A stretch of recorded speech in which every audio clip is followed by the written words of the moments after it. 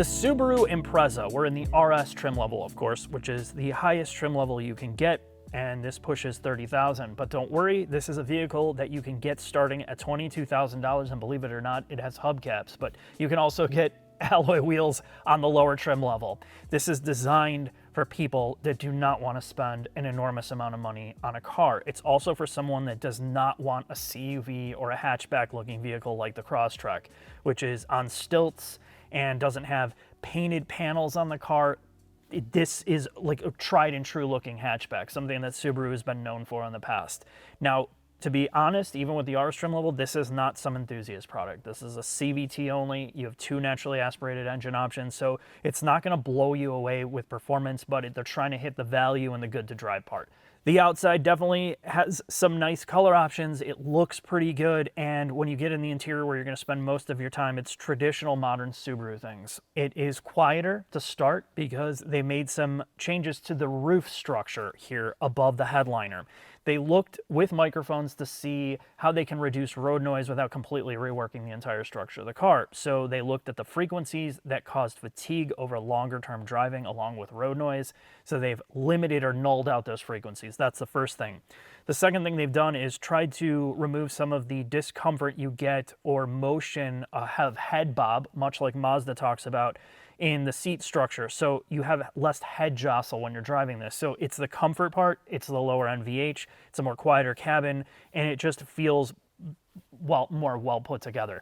With the RS seats, these cloth seats, they're really comfortable and they have an immediate like plushness to them. They have a lot of give. When you look at the rest of the interior space, most of everything is physical controls. You have a physical shifter. They removed the physical parking brake in favor of an e-brake or electronic brake. And all the storage here is something that they talk about. You can fit a ton of water bottles in here. And this is something as a utility vehicle, a hatchback, you want to know you can put things in here. That's the biggest talking point about the Impreza. You don't sacrifice there. Their biggest competitor is the Civic Hatch. The Civic Hatch has by far the largest amount of cargo volume behind the second row of seats with the hatch up. So it's even greater than this. This is more on par with the Crosstrek. When you put the seats down in the Impreza and the Civic Hatch, this has more cargo capacity, more cargo volume by 10 cubic foot than the Civic Hatchback. It's more than the Corolla Hatch, which is infantile, and the Mazda3. So really what you're looking at here is very, very close to the Crosstrek. Minimal sacrifice in terms of cargo storage. In the upper trim level, you get the larger infotainment screen, which has been driven by marketing. It's a big screen that they are trying to continually improve to make the processing better, the way you get around menus better. All of that has been improved, but it's still largely the same complaints we had with the Crosstrek. The safety suite is improved as well here, and we're going to talk about that in the shop, but a lot of it has to do with the camera system has been altered to integrate with emergency braking and lane departure assistance. So again, it's these small changes that are adding up to a better value car, a safer car, something that's still not crazy expensive, and you're getting all-wheel drive as standard. So let's head into the shop. We're going to talk about the technical things they've done. All right, Mark, we're underneath the brand new Subaru Impreza. This is the VB generation, also known as the 6th gen car, and this is built in Japan, and it has a mechanical, let's call it cousin, the Subaru Crosstrek. The main thing you need to know is price. This is a hatchback that comes standard with all-wheel drive, and it starts in the very, very low $20,000 range, like 23 or 22, which is incredible for what you're getting. The RS, which is their top trim with their bigger engine, starts in the very high 20s. You can max it out in the low 30s, but in the real world with discounts, you're looking at a high 20s starting price, which is not bad for a car like this. So let's start with the body structure. All of these cars are designed around their all-wheel drive setup. So it is not an on-demand system. It is a, what do they call it? Their symmetrical all-wheel drive design.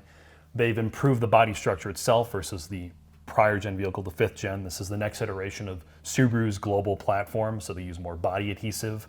They went from 26 feet of adhesive to 88, which is substantial.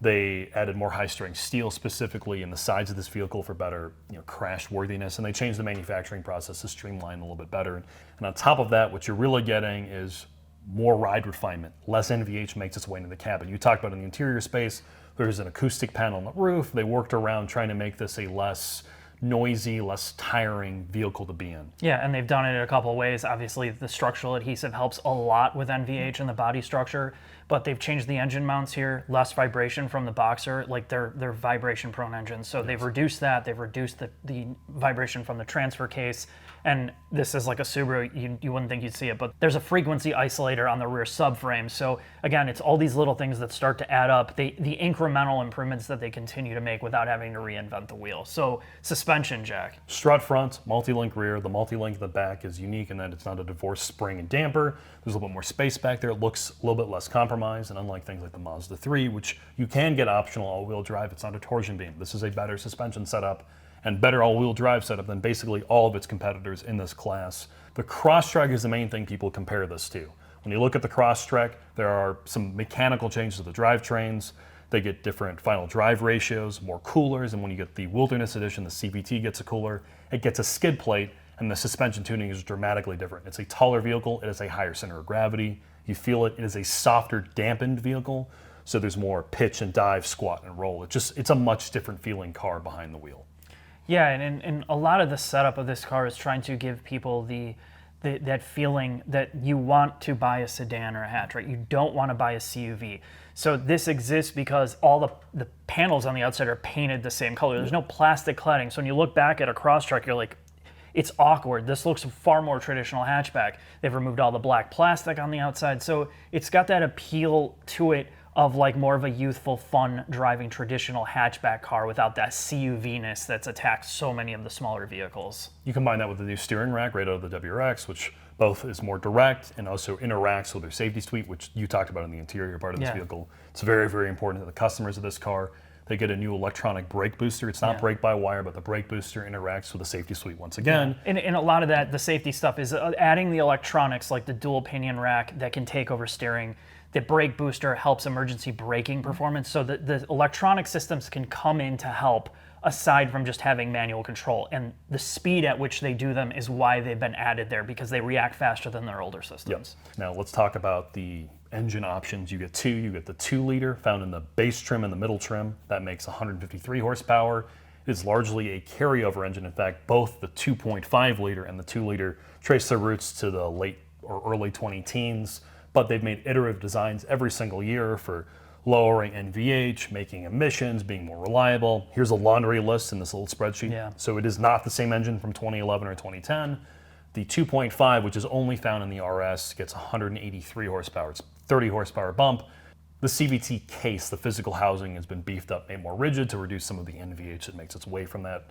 And compared to the Crosstrek, despite, again, these drivetrains being identical, it gets a different final drive ratio, and you don't get the cooler in the Wilderness Edition. But with all that said, Mark, I think it's time for us to go take this for a quick drive.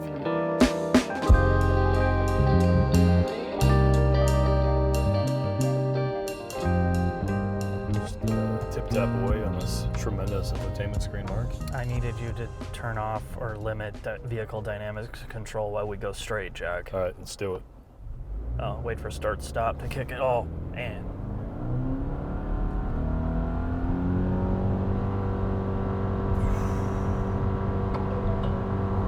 That was my phone going off. I gotta do payroll.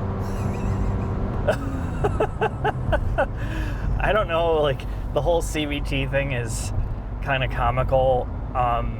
In this car, to your point, tuning of it is different than the Crosstrek. And clearly this is a car, not a wagon, not a station wagon thing or an SUV. So it's for somebody that wants better driving dynamics, more fun to drive. And is not going off-road. Yes. But they still want the all-wheel drive stability, and this is perfect weather conditions, unlike the Crosstrek.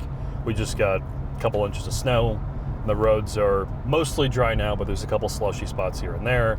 This car, at least in my experience, in the bad weather, has been exactly what you're expecting from a Subaru.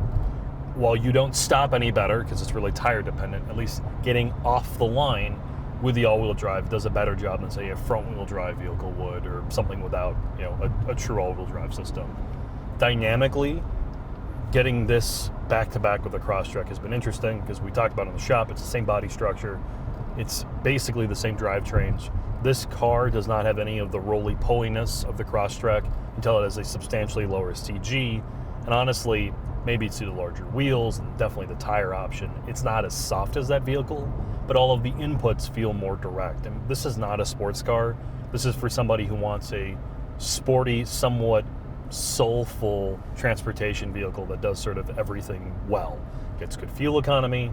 It's an actual car. It's a hatchback, which is very, very rare. And the fact that, ignoring the RS, the vehicle we're actually in, the fact that you can get one of these things for the low 20s is really commendable. What do you think? All right, Jack, let's get into the final thoughts. No, I don't know. So they changed enough to make this interesting. Like we're talking about a really low $20,000 car that you can go up to near 30, which is what we're in. And with dealer, you're not paying over sticker for this, so it's an interesting car in the regard of you're getting a lot for your money, honestly, in terms of feature set, and that's something they told us, right? Like you're getting more than you would with a comparable Civic Hatch for less money. You're getting all-wheel drive that actually works, it's not an afterthought. And the things that they've attempted to do here to make this a better daily driving car is, we talked about some of it in the interior. Like the seat has affected the way to reduce head bob. Things that we hear Mazda go and preach about, like controlling the head movement makes you feel more stable, less car sick. So they're doing all these things to make it a better driving car while still keeping the price point down. So they're strategically attacking these things. And really the last thing I'm going to say that they've tried to improve is the safety systems. So a lot of that is a big, important deal that we don't traditionally talk about because they're a mixed bag in every car and it's condition dependent. But they did change the eyesight module to have a wider view camera, which gives them better field of view, which also allows them to do more with software tuning in terms of emergency braking deployment when it emergency brakes. But now with the new electronic power steering system, it can also steer for you away from obstacles, and that's partly because the car can see wider and the steering box can take control of the wheel to evade. So the safety part of this car is also really good for the price point of what they're trying to offer. And that's kind of the highlight of it. This is a real car for real people at a price that normal people can afford and get financing for, and it's going to be safe. You can drive it all year round. It's not a toy. So it's that car we constantly ask for. Yep. So what's the problem with it? I don't really have that many problems with it. I mean, so the cars it competes against, really in my mind, are the Mazda3 all-wheel drive, which is more money than this substantially, and the Civic Hatch Sport. Yeah. That vehicle, you can more or less price it in line with this. The reason you would buy the Civic over the Subaru is it gets far better fuel economy, and the interior space is a step above when it comes to just general refinement. Yeah. The materials, just the way it looks, the way it's put together, feels... It's more aesthetically pleasing on the inside. There's more interior design while still keeping it simple. They're trying to keep it simple here too, but the Honda does a much better job in this generation. And Mazda does too, to be fair. In the Mazda's case, you're stuck with a naturally aspirated engine when you're comparing it to this. Yeah. I honestly feel that the Mazda drivetrain with the 6-speed automatic is less drony. That the thing that hurts the Subaru is either in the 2-liter or the 2.5. Yeah. The CVT, at least when you're on full throttle acceleration, it's not a particularly sonorous vehicle. It's not that there's anything really wrong with the CVT, but it makes it feel a lot more sluggish and less connected. There's a layer of disconnect that the CVT creates in terms of responsiveness from the drivetrain. It removes a lot of that connection from it, and that's a lot of people don't talk about. We talk about the noise, the droning, and all the things that the CVT does. It adds a layer of insulation. Yeah, and it just makes it feel like you're not doing as much with the car. It's not as responsive, or the perceived responsiveness of it, and not having a traditional automatic like you do, or a manual option in the Mazda, it does. As a funner car, it definitely strips out something there. But I mean, drivability-wise, it really makes up for the fact that in this price point, to have an all-wheel drive system that you can get in and out of corners in all weather, it has the pros and cons of what you would expect. And compared to the Civic is the 1.5 or the 2-liter. Yeah. The mass majority of people are taking that in the CVT, so it suffers from a lot of the same droniness. Yeah. One advantage is you can get that with a manual, and they do get better fuel economy. In regards to this, should you get the RS versus the base car, there's such a small, in my opinion at least, such a small MPG hit going up to the 2.5 versus the 2-liter that the extra like 30 or 20 horsepower to me is definitely worth it. It does look better, honestly. Yeah. It has an appearance thing. The interior is going to be nicer, and of course you have the color options, which we also bemoan on every car. You get 3 color options that are interesting. That are interesting. You know, they got the 4 standard ones and 3 that you have feel like you're not going to fall asleep looking at it. So, I mean, it's not going to be for everybody because of the price goes up, but at the same time, I think there's enough there to justify it. Yeah, no, honestly, if you live in an area where you need all-wheel drive and you're willing to take the fuel economy hit that the Subaru has over its competition, and you like the fact that it is sort of this outdoorsy, athletic lifestyle pick, it is a really good car. And this is what Subaru does well. They do this class of vehicle exceptionally well. They focus on value, safety, and just sort of the stability that you're expecting. Is this a super fun car? Is this the RS from the late 90s, early 2000s? No. Like every car we say that, you know, you're not going back. You can't turn back the clock and make these cars what they used to be because they're not. But what they're trying to do is bring it back. And the last thing I'm going to say is, before we get into the final thoughts, it's the depreciation curve is far less. You know, Civic holds its resale value incredibly well. This is another vehicle that you're going to buy, and even though it's a smaller car, you're not going to lose your ass on it either. So if you want to buy it to keep it, it's not going to be the end of the world. Yeah, your cost to own over 5-10 years is probably not that bad compared to, let's say, an American CUV. Right. And this, again, is proof. Subaru, Honda, Toyota is proof to me, at least compared to the American OEMs, that there is still space in the world for small cars, and if you do them well, people will buy them, and they can be very good. All right, Mark, with that, let's head into final thoughts.